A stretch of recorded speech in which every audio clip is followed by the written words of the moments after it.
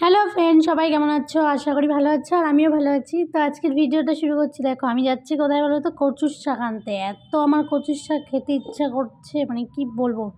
যেহেতু কাল রাতে মাংস খেয়েছিলাম, মাংস খাওয়ার পর আমার মুখটা পুরোটাই নষ্ট হয়ে গেছে, যার জন্য ঘুম থেকে উঠেই আগে আমি ভেবেছি যে আজকে আমি কচুর শাক আনবই আর কচুর শাক রান্না করব পাতা দিয়ে। কচুর শাকটাকে ঝাল ঝোল করে রান্না করব। চলো দেখা যাক, বাজারে যাচ্ছি কচুর শাক পাই কিনা। এখন তো শীতের দিন পড়ে গেছে, জানি না কচু শাক পাবো কি পাবো না তাও জানি না। তো আমি যাচ্ছি বাজারে। যদি আজকে কচুর শাক না পাই, সত্যি কথা বলতে আমার মনটা খুবই খারাপ হয়ে যাবে, কারণ আমি এত আশা করেছিলাম।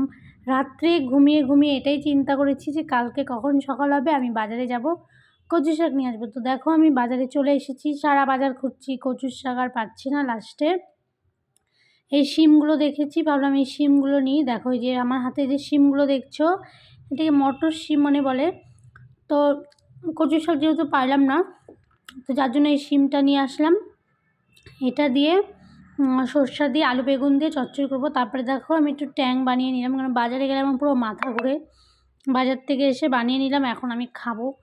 খেয়ে নিয়ে তারপরে শুরু হবে আমার কাজ। অনেক কাজ পড়ে আছে এখনও, স্নান দান, তারপরে ঘরটার মোছা, অনেক কিছু বাকি আছে। তো এগুলো দেখো আমলকি নিয়ে এসেছি। আমলকি না, কি যেন বলে এটার নাম, হ্যাঁ আমলকিই মনে হয়। তো আমি খাচ্ছি। এদিকে ভাত বসিয়ে দিয়েছি, সবজি কাটা হয়ে গেছে, কাটছি। তারপরে আমি রান্না করব শিমের চচ্চড়ি দিয়ে, গরম গরম ভাত খাবো।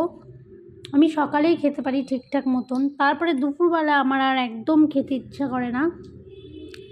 আর এদিকে দেখো কালকে রাতের মাংসটা একটু গরম করে রাখছি।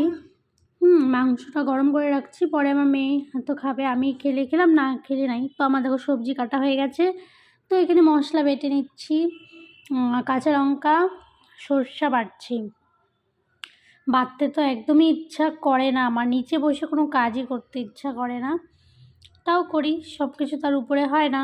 তো দেখো আমার চচ্চড়িটা কিন্তু খেতে খুব স্বাদ, সত্যি মানে এত স্বাদ হয়েছিল বলার মতন না। যাই হোক, তোমরাও করতে পারো, শীতের দিনে তো শিম চচ্চড়ি দারুণ লাগে। আর দেখো এখানে মাংসের তরকারিটা গরম করে রেখেছি, আমি তো একটুকুও খাবো না, কারণ আমার খেতে ইচ্ছা করছে না। তো আমার মেয়ে খাবে, মেয়েকে দিচ্ছি। আর আমি দেখো এই শিম চচ্চড়িতে এক থালা ভাত নিয়েছি, পেট ভরে খাবো। এত খেতে ইচ্ছা করেছিল, এটা তো খেতে ইচ্ছা করেনি, আমার তো কচুর শাক খেতে ইচ্ছা করেছিল।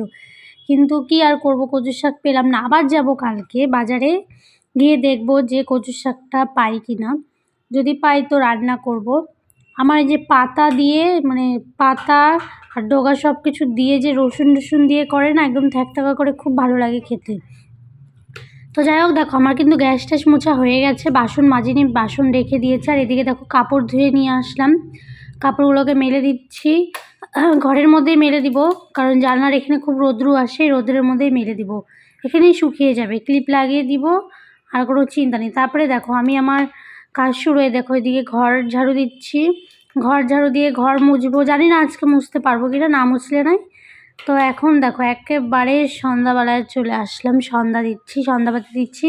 কাজ টাজ করে একটু ঘুমিয়েছিলাম, ঘুমিয়ে থেকে উঠে সন্ধ্যাবাতি দিচ্ছি। তারপরে মেয়ের ম্যাগি বানাবো, ম্যাগি বানিয়ে মেয়েকে দিয়ে তারপরে বসবো একটু মোবাইলটা নিয়ে, মোবাইল দেখবো।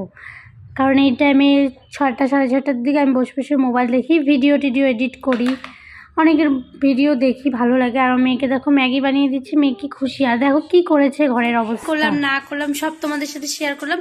যদি ভালো লেগে থাকে তো সবাই আমার পাশে থেকো। তো চলো সবাইকে আজকের মতন টাটা, কালকে আবার একটি নতুন ভিডিও নিয়ে চলে আসবো। টাটা।